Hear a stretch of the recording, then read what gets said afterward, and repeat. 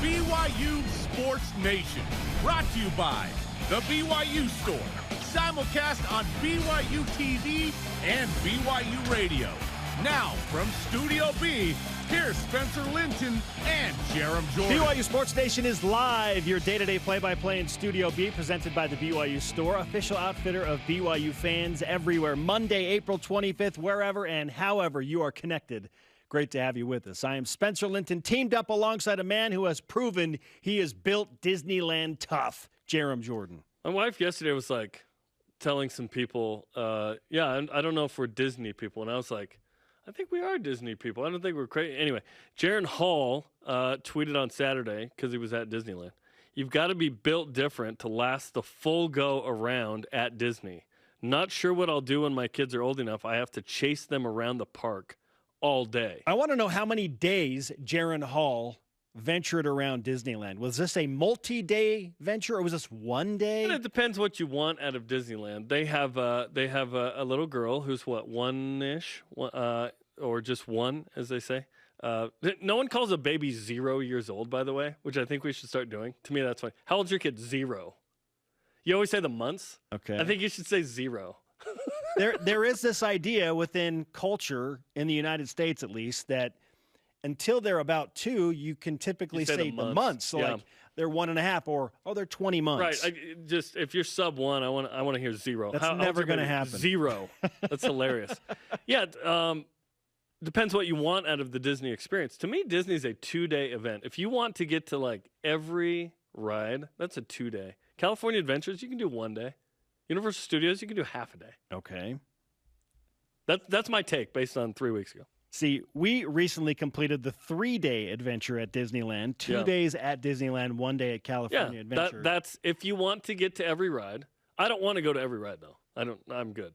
Chasing around 4 kids, I am highly recommending, if any of you are in that specific scenario, you take a day off between days 2 and 3 at the park. So maybe do 2 days in a row, take a day off and rest. Oh, we did.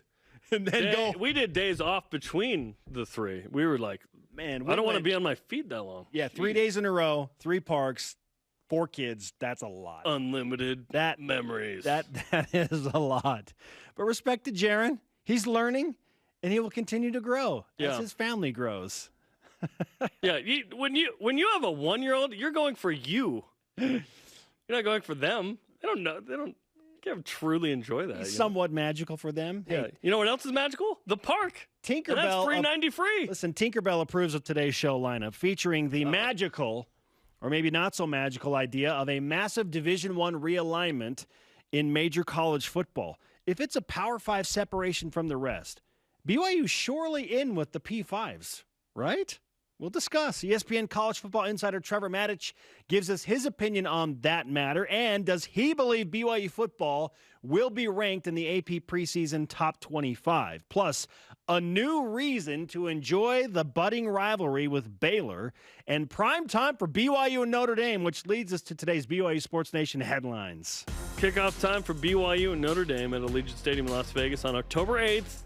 Set for 7:30 Eastern time on NBC. This is a home game. It's part of the Shamrock Series for the Irish, who undoubtedly will have a great season, then lose a big-time bowl game. Now, former BYU basketball forward Caleb Lohner has a new college hoops home in Waco, Texas. Lohner joins national powerhouse Baylor, a future Big 12 opponent for BYU. More on that scenario in just a moment. Track and field wins 25 events at the Robinson Invitational, led by Ashton Reiner, who broke her own javelin record twice during the competition. The men won both the 4x100 and 4x400 relays on Saturday. The women's pole vault took the top 3 spots as well. BYU softball sweeps San Diego on the road, winning all 3 games over the weekend, including 7-4 and 11-0 wins on Saturday in a doubleheader. Hunter Ava hit her 11th home run of the season. She's tied with Violet Zavodnik for the most on the team there.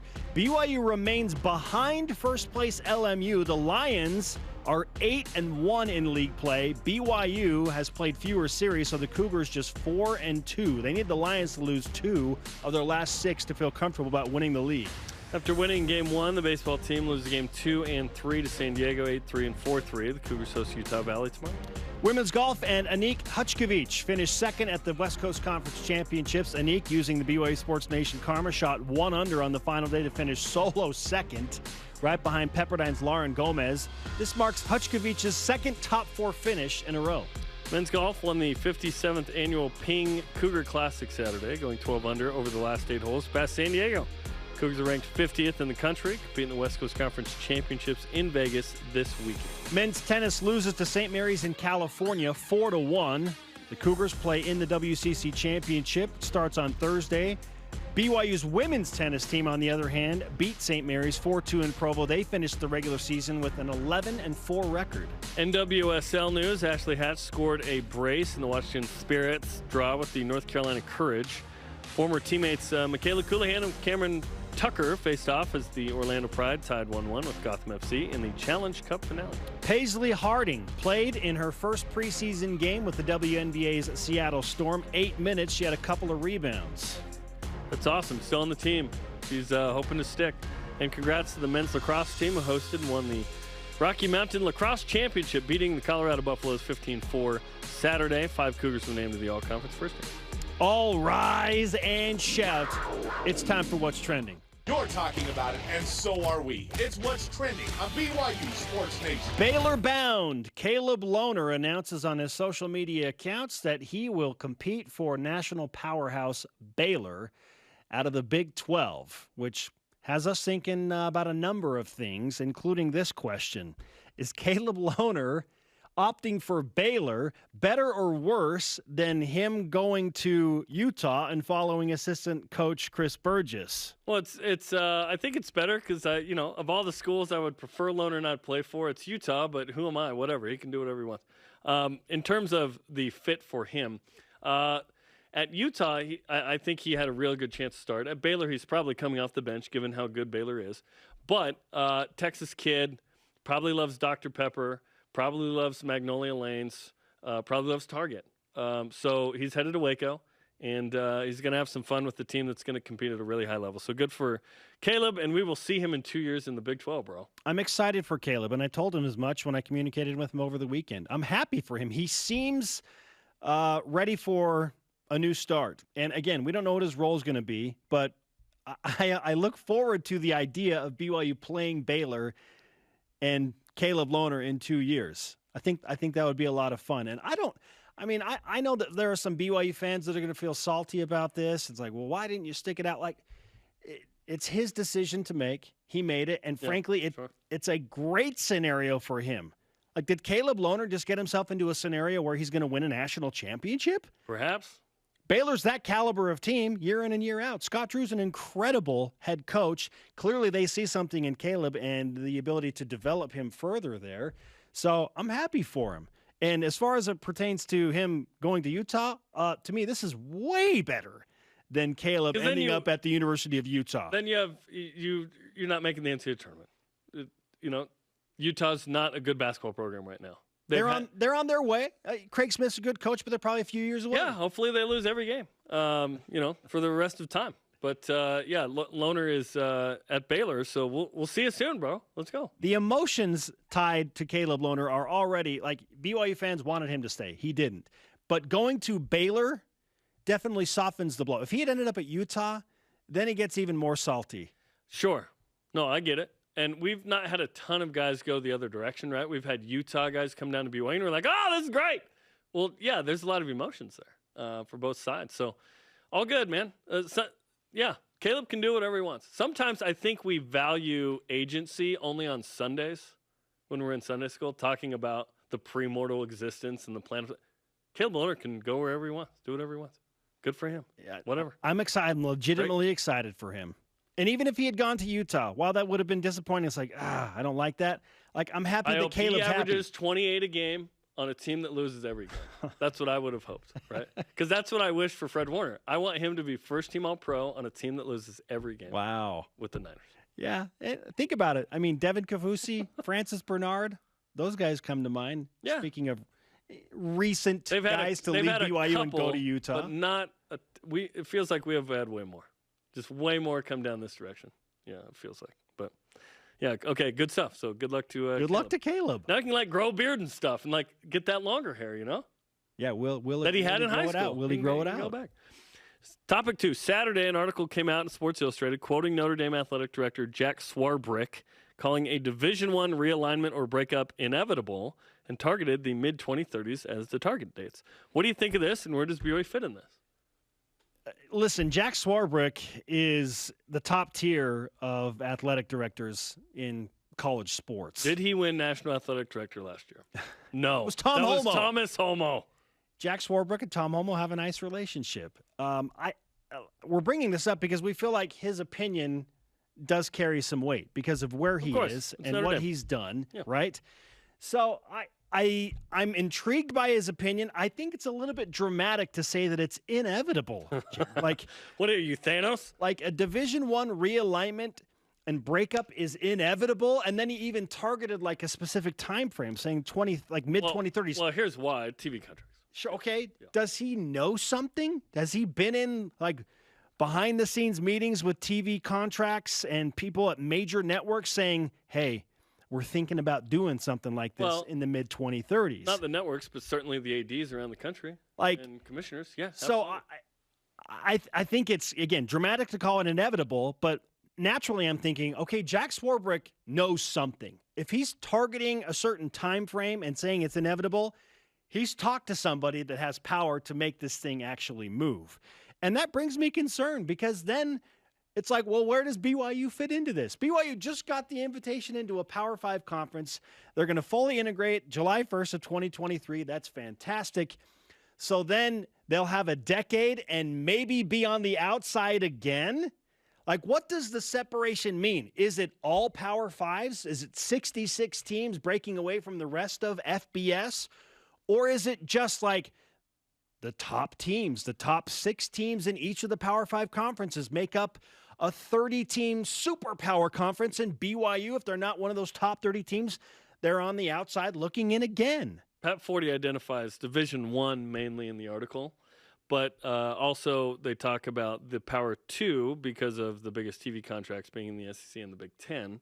So, yeah, it's hard to know exactly what this means, but if Jack Swarbrick is one of the most influential people in the game, of course he's having these conversations. Yes, with commissioners of leagues, with he's with friggin' Notre Dame. I know. Yeah, absolutely. So he's telling us what's coming. There's a seership element to this of what he sees in this game. So do you feel like it's inevitable? Do you buy into that? If he tells me it is, totally. Man. Because he's not Tulsa's AD or Louisiana Tech or even Kentucky's. He's Notre Dame's But AD. your rule is one guy.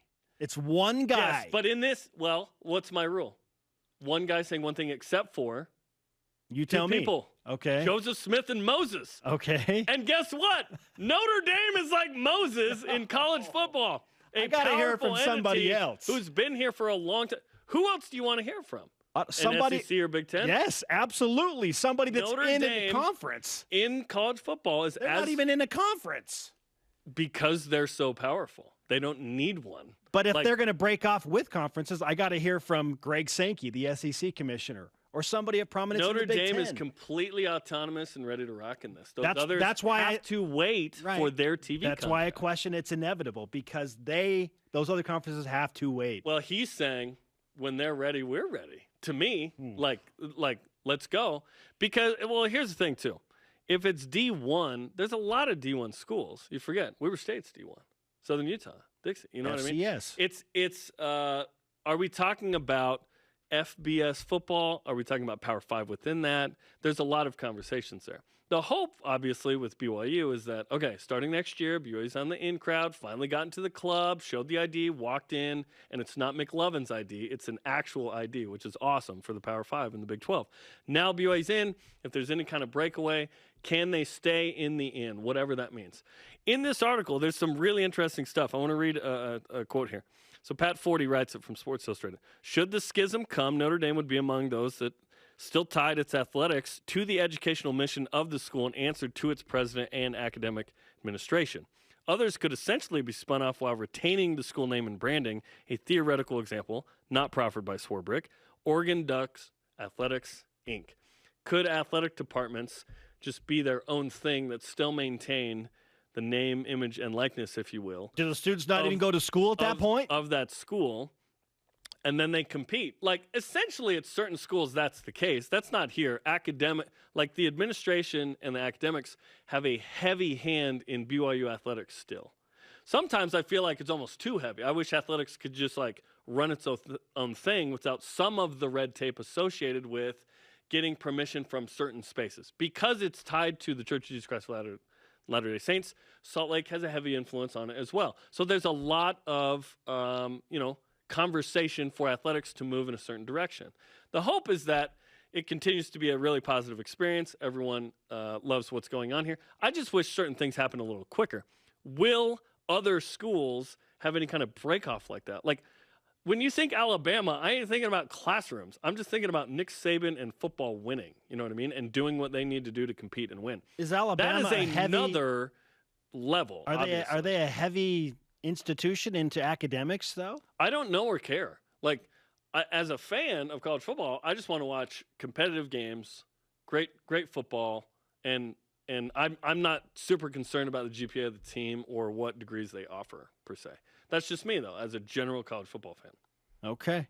Our question of the day: if there is any future breakaway in college sports, do you feel BYU will be a part of it as a soon-to-be Power 5 school, meaning they'll be on the right side and not on the outside looking in? Let's hear from you. Who's on the right side? Who? Hopefully Brigham. In Voice of the Nation. This is the Voice of the Nation on BYU Sports Nation. Jonathan Hawkinson on Twitter answers, BYU will be part of a future breakaway in college sports, as BYU has long been seen as a Power 5 school without officially being in a Power 5 conference. BYU has elite athletic teams and a worldwide following, so it'd be a huge mistake if they weren't included in a future breakaway, hashtag BYUSN. How lucrative is BYU when you divide whatever it is the schism will separate the groups into? Okay, so what does that look like? Is it because in the article he talks about how there's certain schools and certain conferences that wish they could leave their leagues. That's interesting to me. I'm sure there are. I'm not surprised by that at all. Yes, and what does that mean? Because, like, if you're Arizona and Vanderbilt, you're the least of these, my brethren, if you will, in the Power 5 conversation, which will now expand to, 70 teams with the 4 from the Big 12 that will come in that aren't Power 5. So, yeah, it's interesting, man. I feel like, BYU will at least be on the cusp. Barely out, if not in. Yeah, hopefully how many teams? How many teams are we talking about? What exactly are we talking about? What is the superpower group? And March Madness is so big. I don't see that ever going away. That's a totally and that includes entity, yeah. Well, so yeah, how does it work? Is it football only then? Has to be. Like, football drives the most money. That's why it makes sense it would be football only. There's March Madness and then there's football. And now you kill a lot of basketball program. Well, yeah, it's tricky. Gonzaga's like, basketball. Let's go. Coming up, which BYU athlete would make the best BYU basketball security guard? And ESPN's Trevor Matich on the future of BYU football as it pertains to a inevitable separation within college football. This is BYU Sports Nation.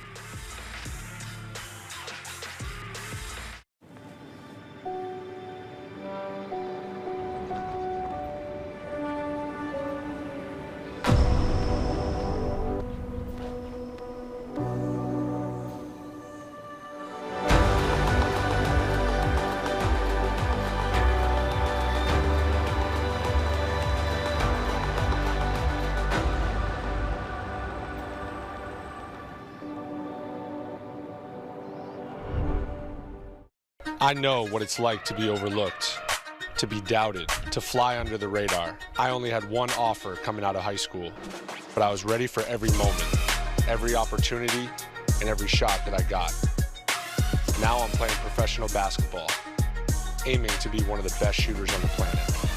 And I'm just getting started. Be ready for your moment with Rapid Reboot, the future of rapid recovery.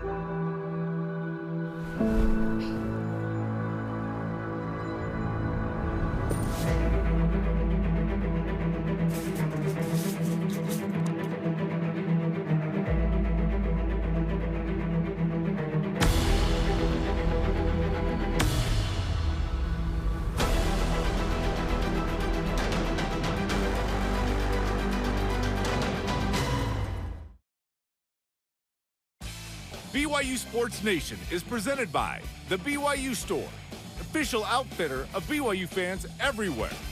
Baseball hosts Utah Valley tomorrow in Miller Park. Cougars 33-9 all-time versus the Wolverines. Watch the game on the BYU TV app or listen on the BYU radio app at 8 Eastern Time. We are live in Studio B. This is your day-to-day BYU Sports play-by-play. I'm Spencer Linton, teamed up alongside Jerem Jordan. Joining us now, and it's been a while, for a Matich Monday is ESPN college football insider and expert Trevor Matich, who is looking very, very dapper. Beard. Trevor, you got the off-season beard going. Compliments to you on that. Well, my wife likes it. I told her that she is the owner and the operator of this beard, so it's all up to her. But I don't know. What do you guys think? Should I keep it? Heck yeah, dude. You don't have the honor code office telling you can't. I'm a fan. I'm a fan. Okay. Listen, I'm excited about this, though, because at BYU, I got too big for my britches my freshman year and tried to grow a little mustache, and it was weak and pathetic.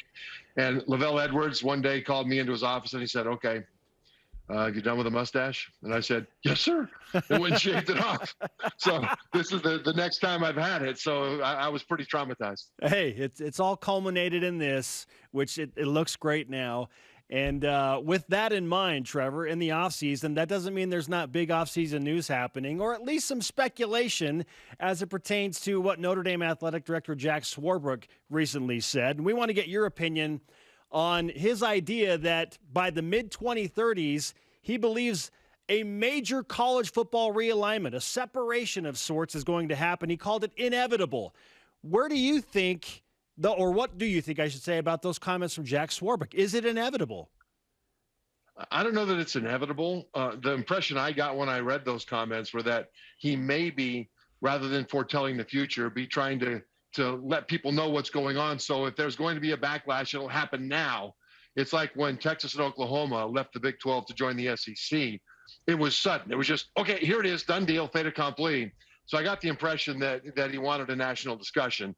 I don't know that, but that was my impression. But as you look at the forces that are moving now in college football, the inertia, it all has to do with money. I mean, the money from broadcast partners and sponsors has gotten bigger and bigger. But now with NIL, and with the ability to pay players, there's a whole new infusion of cash. And some schools are benefiting from that at a much higher level than other schools. And so you can see big changes coming because of that separation in the haves and have-nots. But having said that, I think we can look at this as the logical conclusion of what didn't happen, or extension of what didn't happen 15 years ago or so, when the universities could have gotten ahead of this whole NIL thing, this whole transfer portal where you don't have to sit out a year to transfer. All those different things, the universities did not get ahead of it. That means that the courts and politicians got ahead of it. And it's not that they have, bad motives, it's that their motives are different from those of college football. So now what we're seeing is the effects on college football of the courts and politics leading the way instead of the universities, which I think they should have been doing 15 years ago. Now, it's interesting because it could be Division I that splits off. It could be Power 5 football only. Like, who knows, right? But yet, March Madness is super successful with a lot of schools that have nothing to do with, FBS or even Power 5 football. So it feels like that will always exist. March Madness is too powerful an event for that to ever really be broken up. Yet, maybe we're just talking about football. I'm not sure. How do you see it potentially down the road? Could there be a football-only situation here? I think that's the most likely thing, just because part of the reason for the movement now is that football and basketball, men's and women's, is driving the finances, and then the Olympic sports are being left behind. But I don't think it will be the disaster for Olympic sports if this does move towards super conferences and all this extra money and everything else that some people worry about. Just because the more money that comes into the university, the more money that comes into the athletic program because of football making a lot of money, the more that's available for the other sports. And I think there'll be a lot of talk about Title IX, about how it's distributed between men and women athletes, about how the football is getting so much richer and the other sports really are lagging behind. But it's not a matter, well, one way to look at it is that it's not a matter for the other sports of lagging behind football. It's will they elevate compared to where they were before? And so I think there's going to be a lot of big changes, and there's going to be a lot of forces at work who have special interests of their own. But at the same time, the more money that comes into the process, I don't think is the problem. It's the way that money gets managed. Trevor, let's keep it financial now. Would it be better to just embrace all of this NIL and big money and treat college athletics as big business? Should we just embrace that idea? Yeah, I think that's happening now. I mean, when we see NIL from this past season, for example, before the season, there were people on social media that were really worried about whether or not you're professionalizing their college stars, their favorite college stars. And you can just look as an example at Alabama's Bryce Young, right? And I'm just using him as an example here because his coach, Nick Saban, came out in a press conference and talked about, 7 figures NIL that he was receiving. And I really think Coach Saban was doing that just to make sure that recruits knew that you can make a lot of money in NIL at Alabama, right? That's what my opinion is. But when that happened, people thought that, oh no, I'm going to be looking at a professional athlete instead of an Alabama Crimson Tide quarterback. But once the season kicked off, I don't think anybody worried about that. They were excited to see Alabama play. And I think it'll be a similar thing here. The thing you've got to watch out for is who players now are beholden to. Because as NIL gets bigger and bigger, as agents and managers get involved to manage NIL, as they have the option to enter the transfer portal, even as a ruse to get more NIL money from their current school or the current school's boosters, as that stuff happens, who will the players really be working for? Will the coach be the final arbiter of their decision-making and their interface with football, or will it be an agent? Will it be an NIL person? So these are things that we don't know. And as football becomes the bigger business that you're talking about, these are things that just have to shake out. As fans are concerned, I think the early NIL results didn't bother fans at all. But I think if players start to pull strings, which they might, it might sour the fans a little bit. We're talking to ESPN college football analyst Trevor Matich, who is a part-time mountain man as well now on BYU Sports Nation. Pat Forty in his article also mentioned this idea. Some schools who the educational mission is still bigger than athletics and kind of run by academics that also have athletics, but other schools, athletics kind of runs it, that perhaps others could essentially be spun off while retaining the school name and branding.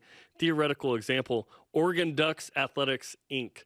What do you think of that idea where maybe some schools could spin off and have its own sort of, like the athletic department's not actually, it's represented in name only maybe by the university, but makes money for it? That's an interesting idea to me.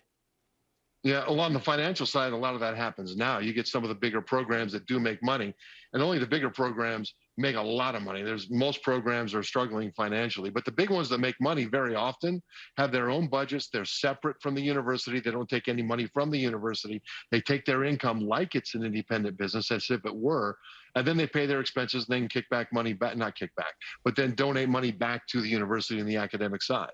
And so from a structure standpoint, the structure's kind of already there. I think the thing they've got to watch out for, though, is turning that kind of Oregon Football Inc., to use Pat Forty's example, into the players don't really have to go to school. They can if they want. They don't have to if they don't want. We're just going to pay them, or we're going to put that big O on their helmet. I think that will then start to diminish what made college football great, because college football isn't the NFL. It's not the XFL or the USFL. It's not a semi-pro league from a standpoint of how fans view it. But if as long as players go to school and as long as there's a requirement that they move towards graduation, at least there is that one element that these are student athletes. If you take away that element as part of, Oregon Football Inc. in this example, then all of a sudden you change, it becomes like the XFL. And I don't think Oregon fans in this hypothetical would see their team play Washington and see it the same way, because it's not really kids that go to school. So they've got to be careful how they would structure the details of it, even though the financial structure at a lot of schools is already in place. Trevor, you're assuming high-profile college athletes go to class? Yeah. Yeah. I mean, to a degree, and self-delusion works for me. There's a lot of nostalgia based on what people think this ought to be. college football should be what it's always been. I don't know if it's ever always been the way people hope it is, the concept of amateurism and all that. But I think that they've got to be careful not to destroy things that make college football great. Otherwise, that cash cow could change fundamentally in a negative way. Fantastic insight from ESPN's Trevor Matich. On a scale of 1 to 10, Trevor, how confident are you that BYU would be involved in a Power 5 breakoff, meaning that the Cougars would be on the right side of things if and when that does happen? I'd say 6, maybe 7. It depends on the Big 12 and how they do from a standpoint of viewers and finances without Texas and Oklahoma, and with the infusion of the new programs, which are outstanding programs, by the way, not just BYU, but the others that are coming into the Big 12. So that matters because there's speculation that this new Super League that may be formed wouldn't be all the Power 5 conferences plus Notre Dame. There's speculation it could be 30 or 40 teams, and that's it, right? So for BYU, they need to continue to prove their worth as a financial cash cow to that Super League that's looking to add teams. Well, who would they want to add? They'd want to add teams that make them money, right? And that are competitive. Well, BYU will be competitive, right? But the question is, will they make them money? And that's what BYU will need to prove. And really what BYU brings to the table is a national and international fan base. And that will have to be maximized and marketed to college football powers in order to put BYU in a good position, both as a member of the Big 12 or if things break up in ways that are unforeseen in the future as an independent again. Trevor, let's finish with this. On April 25th, we're still a ways away from college football beginning in 2022, but we're starting to see preseason rankings trickle out post-spring, whatnot, between ESPN and SP Plus ratings, Fox Sports. BYU is typically in all of those top 25. So when the AP top 25 comes out in August, do you believe BYU will be in the preseason AP top 25 poll? They absolutely should be. I mean, right now in the ESPN way too early top 25, they just came out at number 19. I think they should be higher than that because of all the returning production. And, this defense, which was held together by chewing gum and tinfoil at the end of the season just because of so many injuries, returns a lot of key players. They've got a lot of those young guys that had to play are now coming in with a lot of experience, and the depth will be better on defense. Offensively, this has a chance to be one of the greatest offensive lines that BYU's ever produced.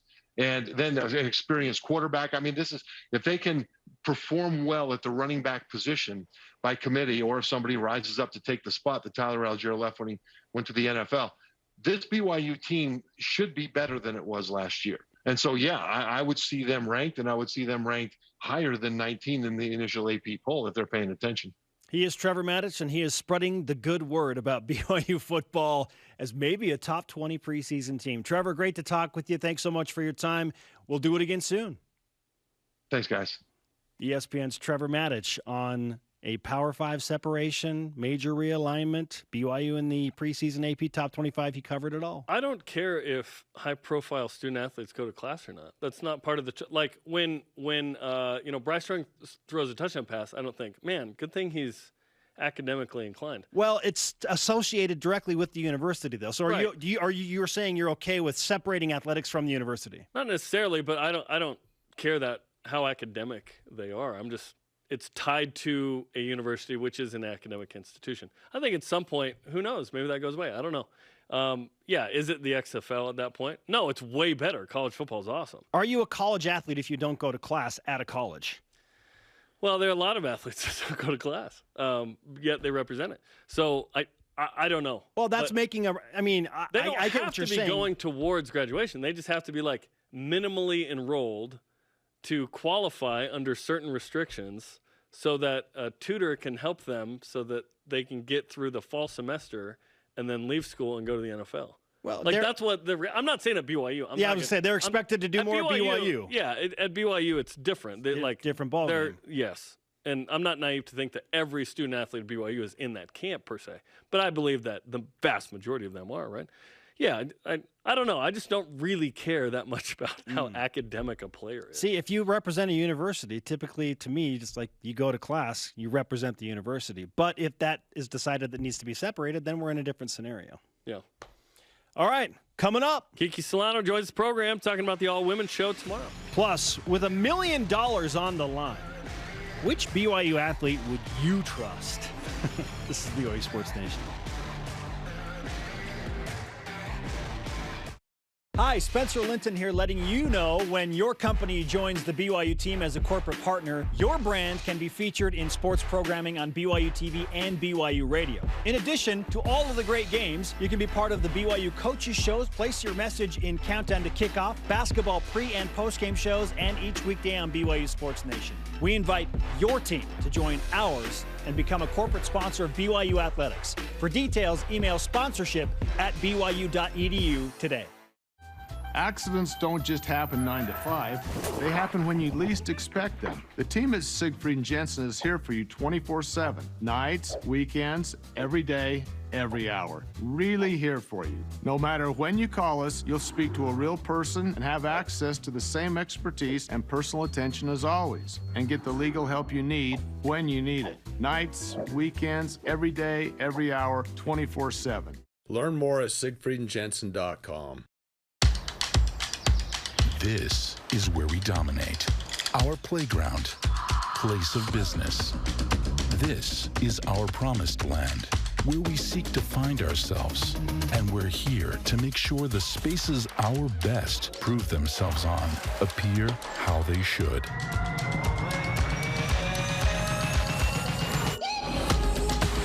Intermountain Healthcare, official medical provider for BYU Athletics.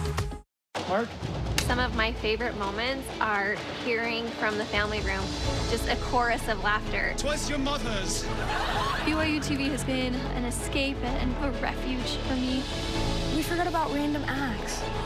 We love that one. Today we wanted to do something nice for you. I see that change on him after that show. It just brightened everybody's day. I can do this. I want to live my life in a way that show showed me. BYU Sports Nation is brought to you by Maersk, enabling global trade for a growing world. Check out the BYU Sports Nation account on YouTube to get all the interviews, and subscribe to it and share it, and check out interesting segments from the show. It's YouTube, BYU Sports Nation. He is Jerem. I am Spencer. This is BYU Sports Nation. To interact with the show and get content throughout the day, you can follow us on all of the major social media platforms, including Facebook, Twitter, Instagram, YouTube, and TikTok. Shall we whip it? Indeed, we shall. The Cougar Whip Around, presented by Maersk, your integrated container logistics company enabling global trade for a growing world. Hunter Ava and Violet Zavodnik both have 11 dingers. Who will end the season with more? Man, that's a tough question. I'm going to lead toward Hunter by 1. I think Hunter wins the home run race by 1. And that's not taking anything away from Violet Zavodnik. She's incredible. I just think that Hunter is going to display a little bit more power late in the season. She's not a gatherer. She's a hunter. Let's go. Same number. Last year, Riley Jensen led with 20, but Violet had 3 more on 17 more ABs. I think ABs are the key here, and Violet probably will have more. But Hunter gets walked sometimes. Okay. Yeah. Well, and here's the thing. Violet is more aggressive. She strikes out more because she swings more than Hunter. So, maybe you're right with that. Do you like Notre Dame and BYU with a kickoff time of 7:30 Eastern, true East Coast primetime, 4:30 Pacific in Las Vegas? Yeah, because it's not 8:26 Mountain Time. So, I like it. I like any kickoff time that isn't 8:21 or 8:26 Mountain Time. The window is ideal, and because it is Notre Dame, they get what they want, which is national primetime. Like when Notre Dame plays on ESPN, most of the time it's 8 Eastern, 5 Pacific. Like they play in that window. So I'm not surprised. I like it, yeah. More eyeballs to see BYU pulling upset against Notre Dame. NBC will go, what time do you want to play? Cool. We will accommodate. Yeah, absolutely.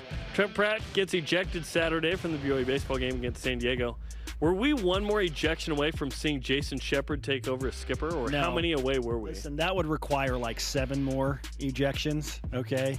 I think you got to go through the whole coaching staff first of all, right? And then you just start pulling people out of the broadcast booth as well. I think Shep's right there in the dugout, though. It's true. Does he have this? Yeah, does Tuckett Slade come down from the broadcast booth and bump Shep out of that position?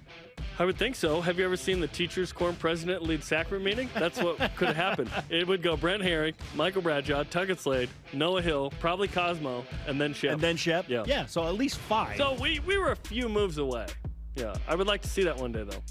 Which BYU athlete would you want as a security guard at the next Minnesota Timberwolves game? And I ask this because a Minnesota Timberwolves security guard was on the ball tackling a fan that wanted to cause some ruckus and send a political message. They've had an issue recently. Okay. He was on point. Like his explosive. She, right? Okay. Yeah. It was a woman that got tackled. No, the security guard was a woman. Yes. I didn't know that. Yep. Even better. Okay, so who do you want protecting you at the next Minnesota Timberwolves game? Tyler Algier, because we know he can chase down an intruder and punch out the object that's needed. We know this. Or Jonah Treneman, just straight speed. Okay, well, if we're going women, I want Paisley Harding. Paisley Harding will create stitches in the opponent's face. Yeah, no. She got against We're choosing Gonzaga. a woman. I want Paisley Harding as my security guard tackling. Or Sarah Hampson, she just tips over. Hooligans. I love it. Hooligans. Okay, $1 million on the line. Ooh. Who you got? Jimmer from 3. Okay. Taysom versus Texas. Michaela Coulihan on a free kick. Let's say penalty kick. Or Taylor Sander for an 8. Oh man. $1 million. $1 million bucks? That used to mean a lot. Now everybody makes a meal, you know? Jimmer Fredette for me. Jimmer from 3 for $1 million bucks. I'm all in on the Jimmer. I love James. He's great. I'll go Michaela Coulihan PK, man. Well, see, the free kick is contested. Well, if it's PK, I change it to PK. If it's like the free kick or the penalty kick is still contested, there's still a goalie there. I'm more confident in Michaela Coulihan taking a PK than Jimmer from 3. So is Jimmer just shooting? Really is he just shooting like an open 3 with no defense? Because if that's the case, it's all Jimmer. I don't know. It just says Jimmer. If it's uncontested, Jimmer from 3. It's pretty good. Yeah. Taylor Sander for an ace. Like again, is no one on the court? That's what a Jimmer from 3 is. Yeah. Is Michaela Coulihan's PK uncontested? No, clearly there's a goalie there. Clearly there's someone competing against that person to prevent them. Is there a defender in Jimmer's face? And then the Minnesota Timberwolves security guard comes and tackles each of these people. Maybe we just go Taysom versus Texas because all he has to do is win the game. That was pretty easy just to jump over the guy, though. Right. Was that even hard? Maybe we should settle on that. Taysom versus Texas. Are we overrating that play? All he did was jump up. Super easy. Coming up, how will BYU fit into the potential breakaway of Division I athletics? And some insight into an historic all-women's production tomorrow. I know her. She's a friend from work. Kiki Solano will join us to talk about it next on BYU Sports Nation.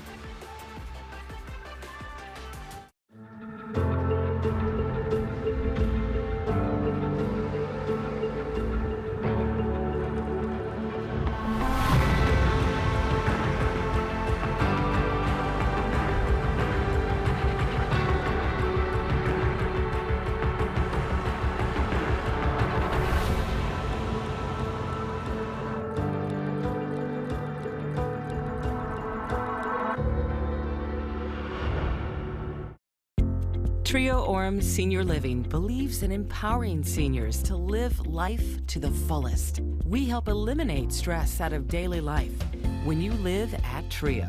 Less time focusing on housework means you can socialize at one of our many events, with safety in mind, of course. And did we mention our spacious apartments with modern amenities? Learn more about setting up a private tour at trioorem.com. Okay, man, you got this. It's not that bad. Okay, it's a little bad. Just do it. Woo! That was unbelievable. Some things seem scarier than they really are, like buying a home. But your loan officer at Intercap Lending will help you get pre-approved and walk you through every step of the process. Intercap Lending, a name you can trust since 1978. I'm okay. I'm okay. New town, new house. This is our new life. It's Arthur Spiderwick, his daughter. She said her father was abducted by fairies. Upstairs, there's a desk and a chest, and I found this book. What is that? What's out there? Why are they doing this? What do they want from us? The book!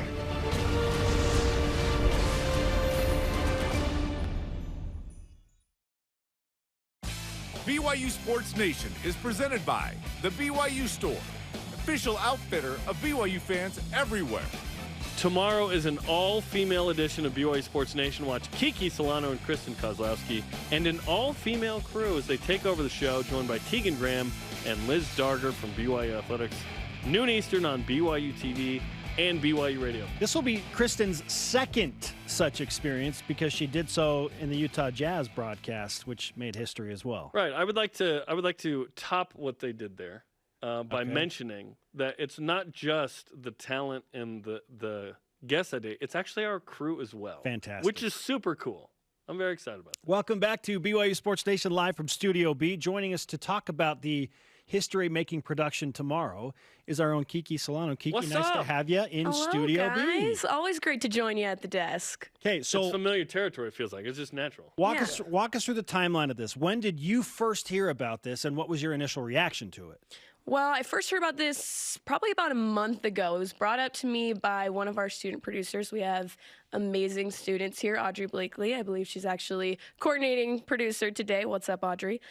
She reached out to me and said, hey, I think this would be a great idea, have an all-women's broadcast. I said, absolutely. That is a no-brainer to me. Let's make it happen. And so since then, we've been kind of just working with everyone, making sure we're all crewed and ready to go. And yeah. It should be awesome because you guys are awesome, and we know you. And we know the students that are it's going to be cool. So why is this show tomorrow so important to you, to BYU Broadcasting, to BYU Athletics? What do you think? I think this broadcast is so important for a lot of reasons, mainly just for what it represents, right? I mean, this is predominantly a male-dominated industry, but that doesn't mean that there's not a space for women. And actually, the way it came about was Audrey said she looked around the control room and she noticed that there was majority women, which she thought was really awesome. And so she said, why don't we make this an entire broadcast in and of itself? So to be able to do that, like you said, where you crew everyone from camera to in the control room to me and Kristen, I think that just shows and proves that there is a space for women in this industry. And beyond that, I think this matters to everyone because it's a statement that you can be a minority in your industry, in your space, in whatever you do, and your hard work, your voice, it's valued and it matters. And so I think that's why tomorrow is really, really special to me, and I think it's why it should be special to everyone, truly. And the hope is that this becomes more regular, right? I mean, I think it's really special. I was going to say, not just a one-off. Exactly, yeah. No, because we're capable of doing this. We didn't have to go and find other students. We had them all here. We had the crew here. So it's something we're very much capable of doing. So, yeah. That's awesome. What do fans have to look forward to tomorrow in terms of content? What's going to be discussed on the show? Who are you going to be talking with? What are we looking forward to? It is going to be a party, Spencer. It's going to be a great time. Kristen and I are ready to have fun. You guys know Kristen. She is awesome, so well-educated, so well-spoken. I'm very excited to co-host with her. So obviously we're talking all things BYU sports like you guys always do, but we're also just talking about women in sport, women in BYU sports. So Tegan Graham, I pre-recorded an interview with her. I'm really excited for that to hit air. She's awesome. I mean, we talk about her experiences here at BYU. We talk about her Second Class Citizen podcast, which is largely about women in sport. I mean, that's the whole point of it. So we talk about that, and she just leaves a really powerful message for those navigating their way through something like that, which I love.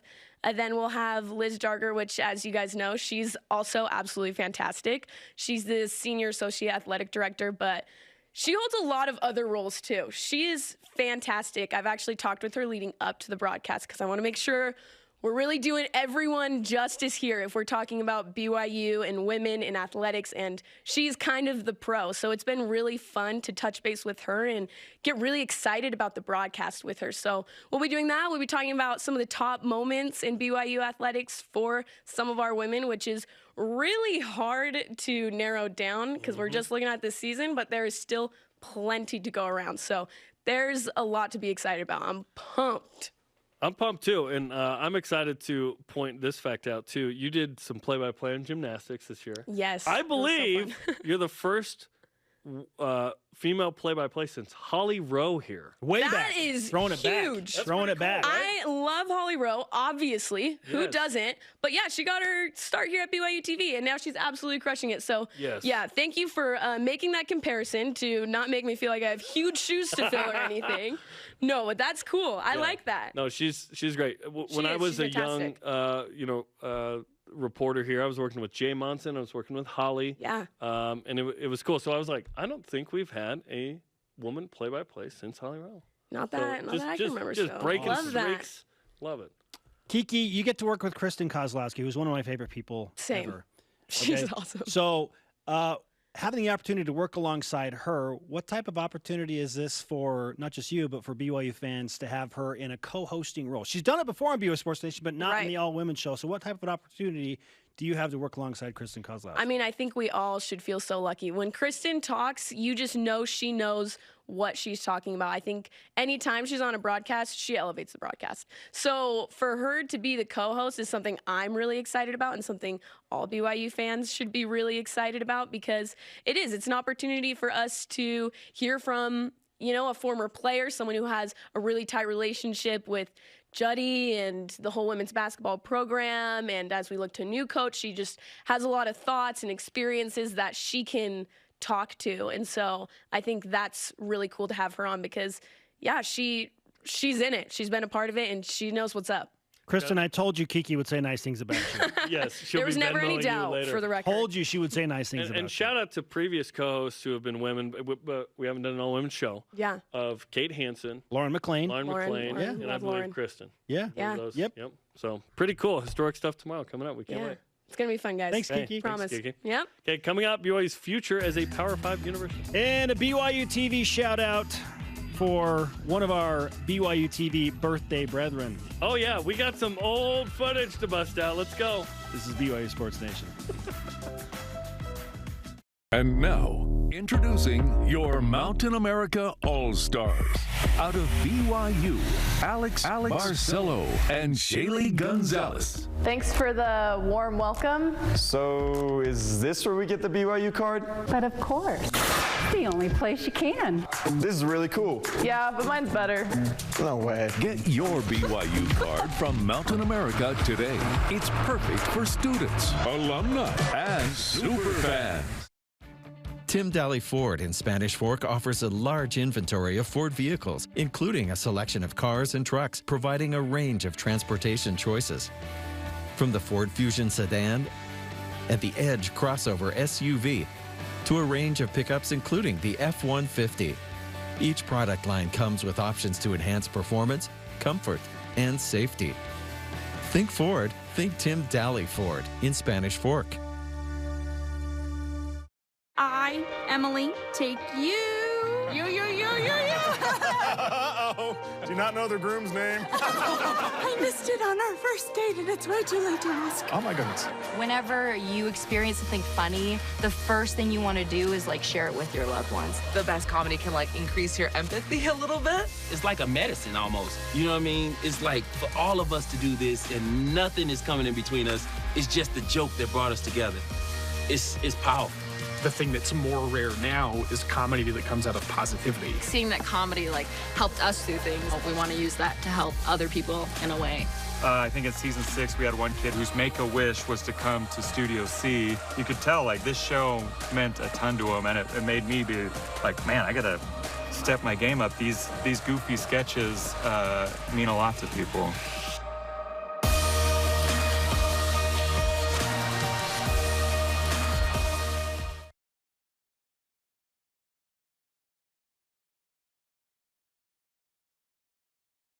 This portion of BYU Sports Nation is presented by Mountain America, the official credit union of BYU Athletics. BYU Sports Nation, always available on demand via the BYU TV and BYU radio apps. Or download the podcast, subscribe, rate, and review. Our question of the day. If there is any future breakaway in major college sports, probably college football, do you feel BYU will be part of it and the in crowd as a soon-to-be Power 5 school? Will BYU make the jump to a super league, if you will. Super Power 5. Super league, yeah. Is there a Super Power 5? Will it be? Here's my question is, yeah, if it's D1 and then it's Power 5 and it's certain Power 5, yeah, will it be kind of the Premier League? It's like, nope, only these teams compete at the highest level. It's like, well, shoot. Because it's Alabama, it's Clemson, it's LSU, it's USC, it's Oregon, it's Oklahoma, it's Texas. And you start piling these up, it's like, well, shoot, how many teams are going to be in that? Why don't we just 40? call it FP5, okay? Football Power 5, then there is Football Bowl Subdivision, and then there's Football Championship Subdivision. Perhaps. I feel like we can do better. But that was just off the hip. I applaud the hustle. Yeah. FP5. How many are going to be in the FP5? I don't even know if we could say that phrase. But yeah. Previous to BYU's entrance into the Power 5, that was maybe a thought there at times. But, yeah. Our question of the day. If there is any future breakaway, college sports, are they going to be involved? Greg Welch on Twitter says, like getting into the Power 5, getting into a breakaway will take an invitation. If the split is Big Ten, Fox, and the SEC with ESPN as the Power 2, seems like BYU's chances are better with ESPN. But just eking BYU's way into a club of 65 means BYU probably not in a lot of people's top 40. Yeah, to feel comfortable, you probably got to be somewhere regarded as like a top 40 program, right? Well, it's more than on the field. Yeah. And so BYU's just breaking into that in club. That'd be hard to crack quickly. Our elite voice of the day presented by Sundance Mountain Resort from Spencer Rosenhan on Twitter says, it will be like a bubble NCAA basketball team waiting to hear its name called on Selection Sunday. They probably deserve to get in, but who knows if they will. Yeah, that makes you nervous. So we'll see what happens. The ultimate Selection Sunday. Right? My goodness. Not for like 12 years, so we got that. Okay. Today's Rise and Shout Out presented by Mountain America, the official credit union of BYU Athletics. Dave McCann's birthday. Happy birthday, Dave. Dave's been with us being different forms. Oh, look at this video of Dave. That headset could not be bigger. Oh, my gosh. Very nice. Oh, so awesome. The Blue and White Sports Network. Launched by our good friend Michael Miner way back in the day, late 80s, KBYU. Dave, I never watched a game in a steak center, did you? Never. Because you lived in Utah. I guess outside of Utah I could have, but I don't remember ever doing that. I never had to go to a steak center. The games were on KSL by the time I started watching like regularly in 1986. Yeah. We're probably too young. Yeah. Our thanks to today's guests, Trevor Matich and Kiki Solano. Sorry to Dennis Pitta. I know you're graduated now, but we did run out of time. For Jerem, I am Spencer. Shout out to Tim Law. Remember Tim Law? Yeah. Part of the Law family. Yeah. Go Cougs. Run, Jaron, run.